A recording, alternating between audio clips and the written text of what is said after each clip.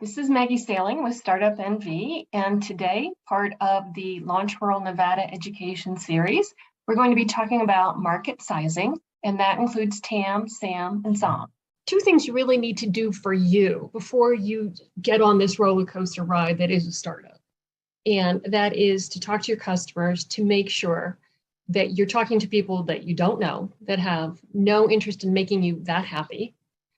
To see that you are making something that people will want to buy and at what price point they will want to buy it. So we call that customer validation. And then the second thing you should do is understand how big your market is.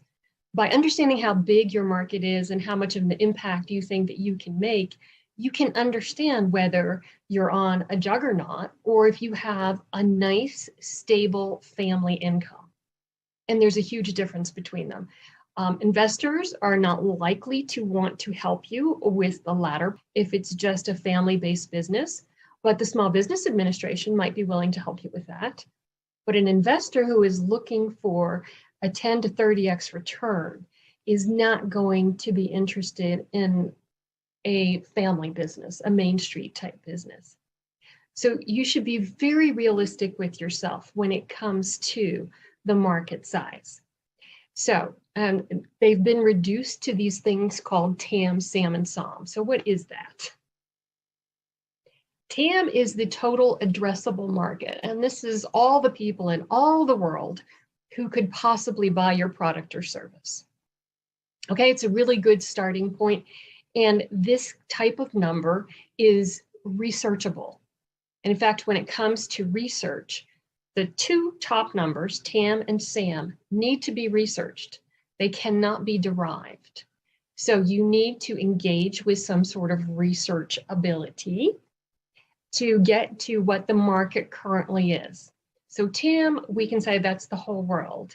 And SAM, which is the serviceable available market, would be probably taking it down to the United States. Now, if you're doing a purely internet business, you might pick a couple of different countries where you have the ability to market your product or service. But along with understanding how big the market is, you need to also understand how are you going to get your customers. So you want to pick an area for your service available market where you can afford to actually make inroads into that market. The places where you can find research on what the total addressable market is, you should also be able to chunk that down into the serviceable available market, which would be either the United States, or if you are doing a mom and pop business, then it would be Las Vegas, let's say, that you're going to open a certain kind of restaurant in Las Vegas.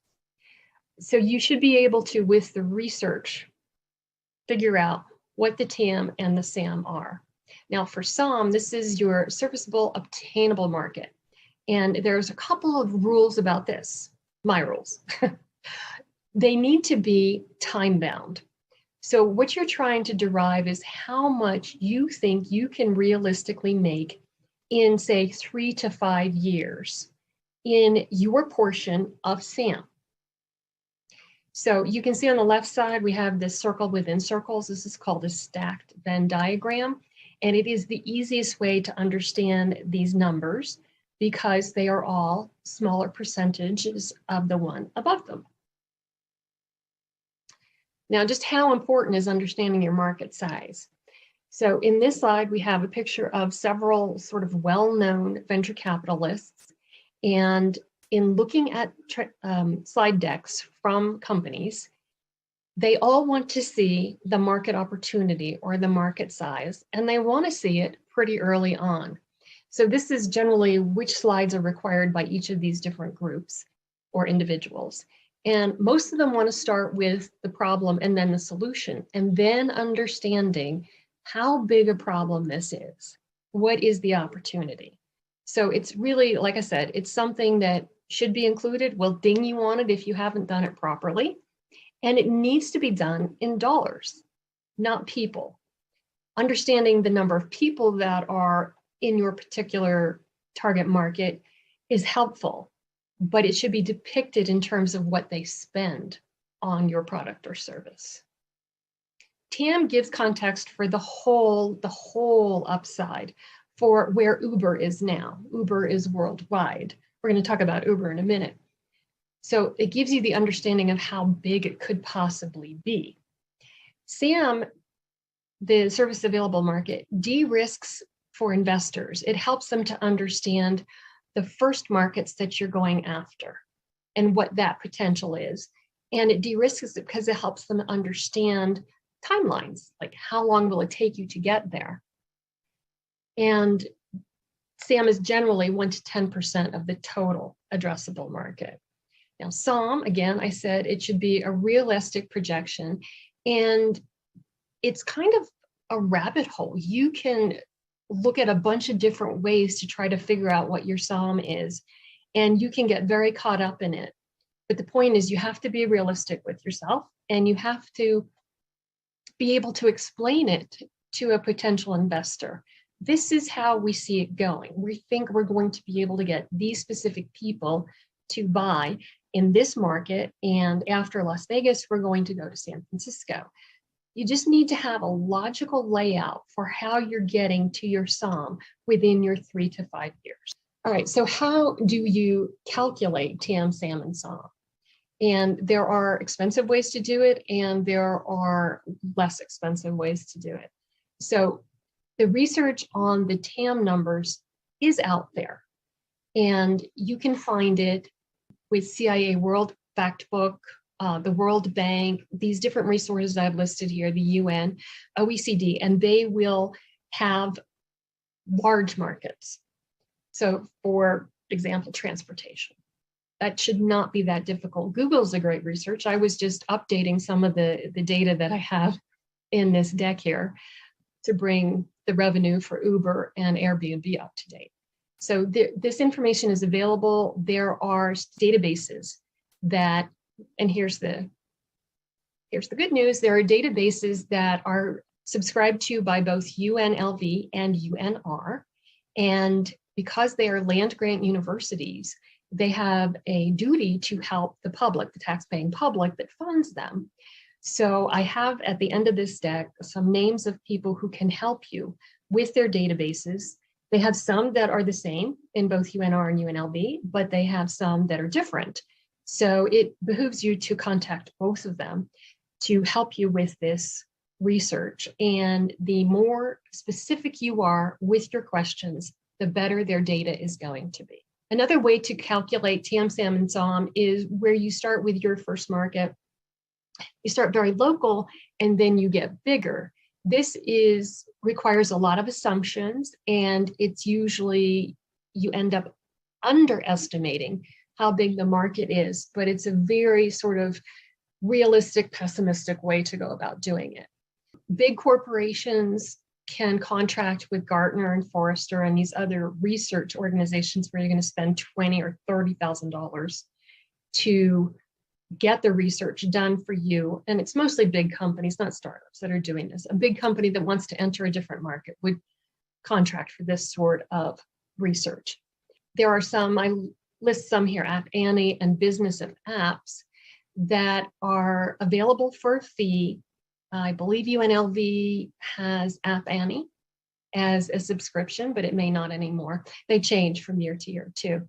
So if you're developing an application, a phone app, they have tremendous data on that. BizMiner and Statista are a couple of other research databases where if you do a search in Google, it will give you kind of the high level stuff, but it won't give you any of the detailed stuff.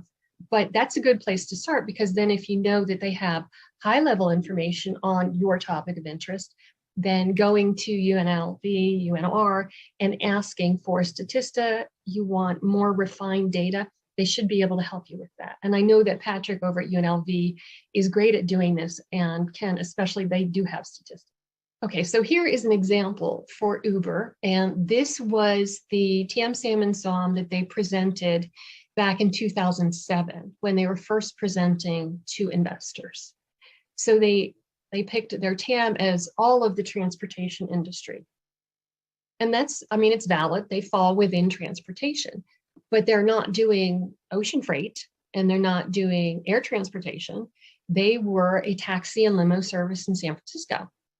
So they were trying to expand. And so they were looking at the larger markets available. And they really kind of targeted the top 5 US cities to start with. So from their transportation worldwide as their TAM, they then looked at within the United States, what was taxi and limo service. Okay, and that gave them 4.2 billion. And then they did something kind of interesting, is they actually gave a best case, a worst case, and a realistic case.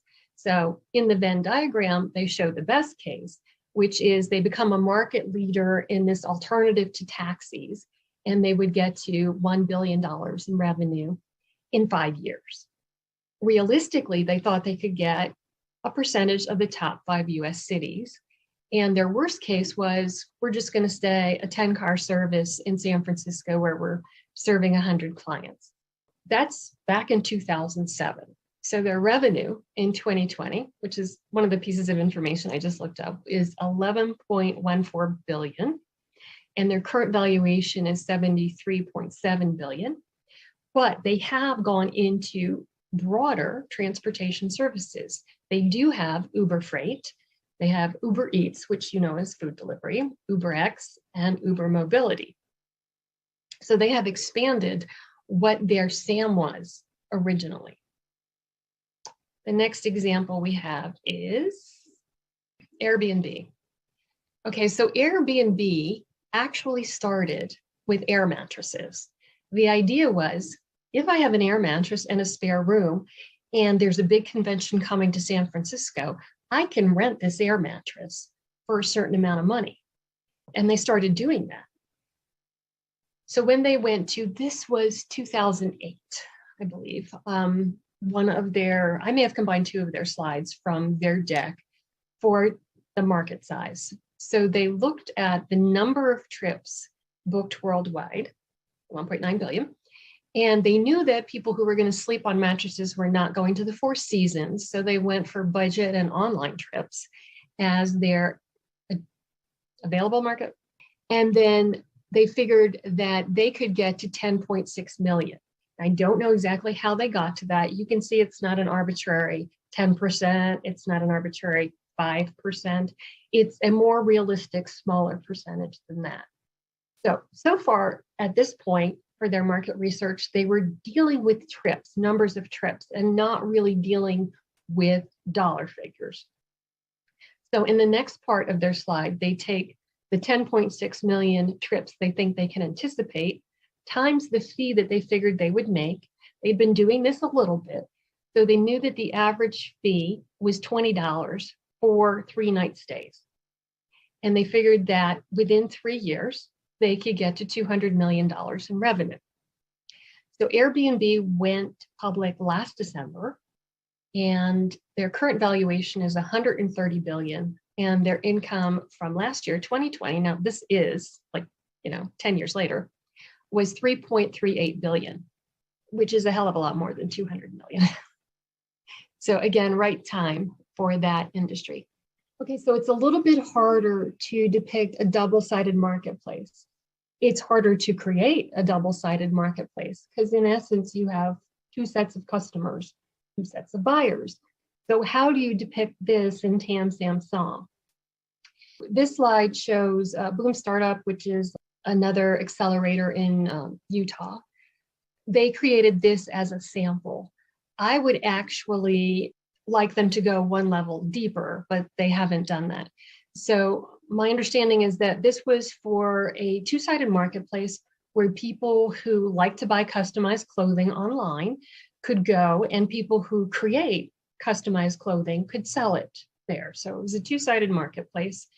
And so they looked at the different aspects that make up this marketplace, custom clothing design, and they started with the global clothing market. And then they went down to the custom clothing market, and then they went down to US custom clothing market. Yeah, but they haven't gotten to the local area where they're going to be. So I think they could have gone 1 level lower. And this follows suit for the other, custom clothing manufacturing. What is it globally? What is it customized globally? And then what is it customized in the US. And the same thing for internet sales. I'm sure that they tried to go to a number that was somewhere between, you can't really add up 32 billion and 27.4 billion and 24 billion, because then you're almost starting over with a TAM, SAM, and SOM with those numbers of figures. But you should be able to come to with whatever parameters you set that you can explain that make sense to you and that you think will make sense to an investor, come to a figure that combines something from each one of these. So again, the Venn diagram where they're going to like fall together because these things are going to cross connect. Okay, so here we have another example. So let me tell you a story about this. Was an actual startup. They were in New York, and there were a couple of guys that got this idea that they should be able to rent out jerseys of professional ball players. So they picked the 5 major team sports that are most popular in New York, which is where they were located. They looked at, for all of the United States, they started with that as their TAM, and there were 150 million Americans that watched the 5 major team sports. And through their sales channel, they were trying to figure out, okay, we're going to start in New York. How many New Yorkers do we have that are watching these 5 major sports? And then, like I said before, doing customer validation is a great, great service to yourself and to your business. They went to Yankee Stadium and they talked to people, and they figured that their target market were going to be season ticket holders. So they talked to lots of people, and they tried to find the ones that were season ticket holders to gauge their interest in renting a jersey for the whole season. And they would rent the jersey, send it out to them, provide them a way to send it back to them. They would clean it. They would have it available for the next year if the player stayed there. They also were planning to make it so that if your player left the team, you could automatically trade in his jersey for your next most favorite player. So they had thought a lot about how they, as sports fans, would want to have this work. What surprised them in doing their customer validation was that they would talk to people who were not season ticket holders, and they said, hey, I only go to 2 games a year, but I'd love to wear a jersey for that, and I'll pay you more for it. So they discovered that they had this whole other channel of customers that they hadn't really thought about. And then they were also surprised that women were interested in doing this as well. That's what their customer validation showed them. So this is a rework of that last slide. So instead of having it in table format, we took the information that they had in the last slide and made it a stacked Venn diagram. So you can see it goes from 150 million people to 11 million New Yorkers to 1.3 million who they expected would have some interest. But this doesn't, and that was based on their 11.7% survey that they did in the stadium a couple of times. This doesn't include revenue, okay? So we want to understand TAM, SAM, and SOM in terms of revenue. So what they did was they took their SOM and they figured, based on the research they had done, that 60% were going to rent it one time and 40% were going to rent a jersey for the season. They multiplied that times their fees. So the one-time fee was $50, the season was $250, and they came up with their revenue projection. So turns out that they're going to make a lot more on the season rentals than they are on the one-time rentals, but they hadn't even considered that. So their total SOM for their New York market in 3 years was 169 million, completely explainable. And this is what you're going for. You're trying to make it as simple as possible to understand what you think you're going to do. And then this also sets goals for yourself. All right, so I have more examples. So these are slides from companies I've actually seen, their decks. This was an actual slide. Market information. The total available market in the professional sports industry stands at about $73 billion. It doesn't tell you what is this dealing with. And the company expects to have 7.79 billion yearly revenue in 6 years. So they expect to garner 10% of the market in 6 years. Now, of course, we're taking this slide out of context. You're not seeing the rest of the deck. As I recall, this was a company that wanted to make a brand new sport. And so not only were they trying to gain 10% of the market, they were trying to gain 10% of the current sports fans and switching them over to a new sport.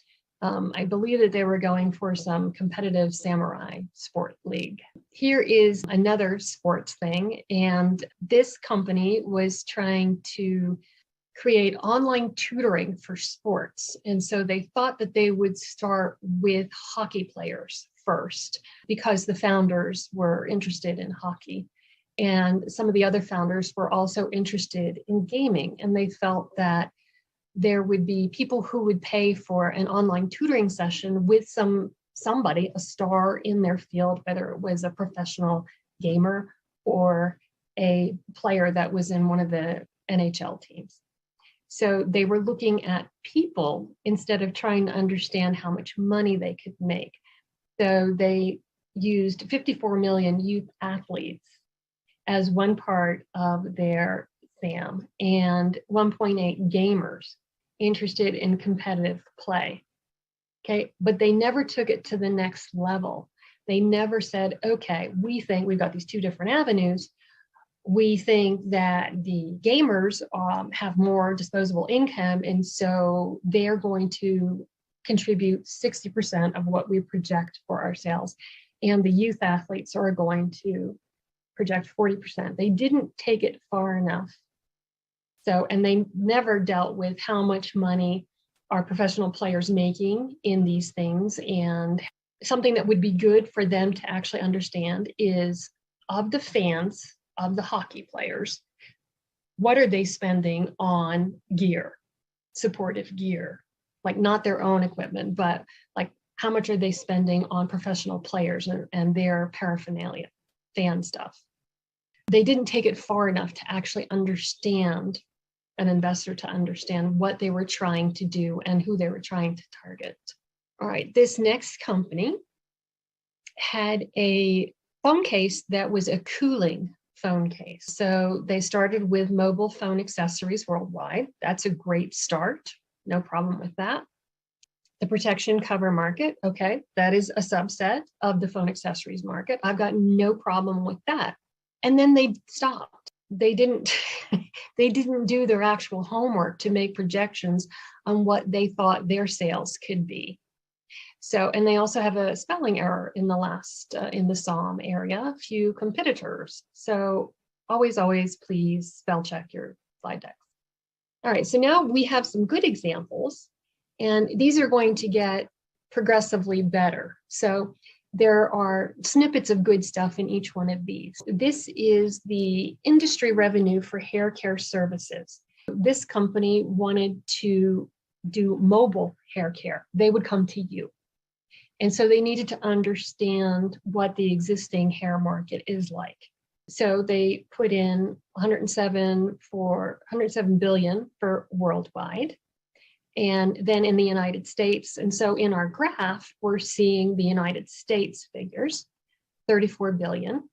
And then they're starting in California, and I'm sure that they did some sort of research to find this. What this doesn't do is it doesn't take it to the next step. And there was not a second slide that showed, okay, in California, this is how much people are spending on hair care at salons, but how many of them are willing to have you come to them?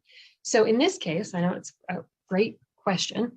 How are we going to figure out what percentage of people will pay for someone to come to them? And so we should try to find a parallel industry. It's not exactly parallel, but you can go get a car wash at a car wash, or you can have somebody come to you. And in California, the percentage of people that will pay for someone to come to them to do their cars is probably higher than many other states, just because California has more cars and they have people who care more about what their cars look like. So you could possibly say, okay, let me figure out how many people pay for car detailing to come to me, and use that same percentage to the people who would have hair care come to me, because not only do I want my car to look good, I want to look good. You know, it might be silly, but at least it is a way to think about something and something that you could justify. Now, this example, I love that he says his competition is anything and everything that you can sleep on. And that's true. He made a very high-end bed that would kind of envelop you, and I think it would move around a little bit too. The problem that I have with this slide is there's so much information on it that that stacked Venn diagram would really be helpful. He lists all these different competitors.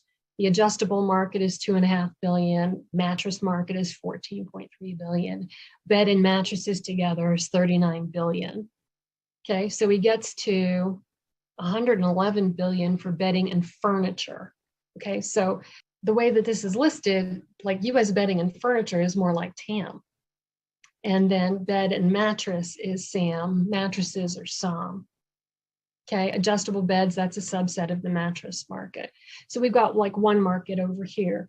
And then for hospital beds and medical devices, these things are a different market. So it's going to be more business to business rather than business to consumer.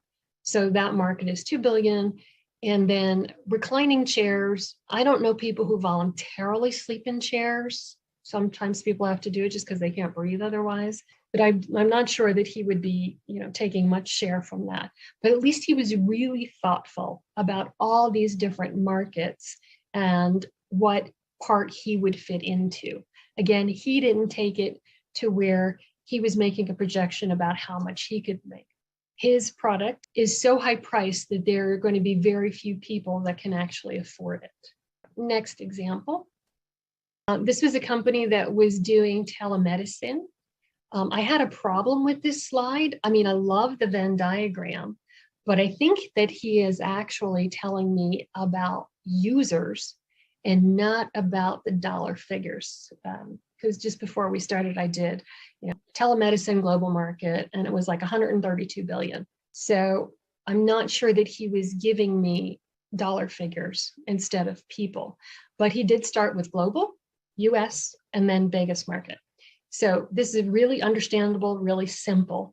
And if he's telling me about people and not dollars, I would say, do exactly this, but give me dollar sizes. To me, this is the best market slide ever. This company is one of the companies that we've invested in. This is Outlaw Soaps. And they know that their market, their products are outlaw, right? So they want you to live outlaw. It's a whole lifestyle type thing. They know that their markets include military members, REI customers, Harley Davidson riders, and annual festival attendees. So Danielle was very thoughtful about who the market was, and this is completely justifiable to an investor. 8% of Americans, so we've already taken it, we're not even in the world, we're at the US, and 8% of Americans are her potential customers, and the market potential is $3 billion. Okay, in addition to those, she broke it out to how she got to the 3 billion is explained here. She was looking at the personal care market, personal fragrance market, home fragrance, and added them all up and got to $3 billion. The point is, she can completely justify how she gets to the potential of $3 billion market. And then she already had traction. So her next slide showed where she was in terms of getting to this big number. I'm going to repeat what I said in the beginning. TAM is the big picture, the completely upside potential. SAM is your more local picture and your specific target market. And then SOM is a projection. This is the one number that can be derived about what you think you're going to achieve in 3 to 5 years. I also promised you some resources.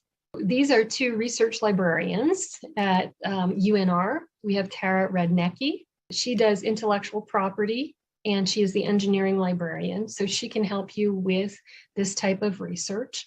And Patrick Griffiths is the business librarian at UNLV.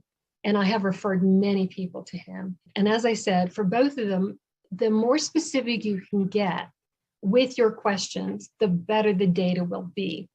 If you ask a very broad-based question, they're not going to be able to give you really usable information. So let's say you're doing an app. Okay, that's a good place to start. It's an app, and it's in the gaming field, and it has to do with puzzles. Okay, that is a completely doable search. That's not hard at all. Thank you.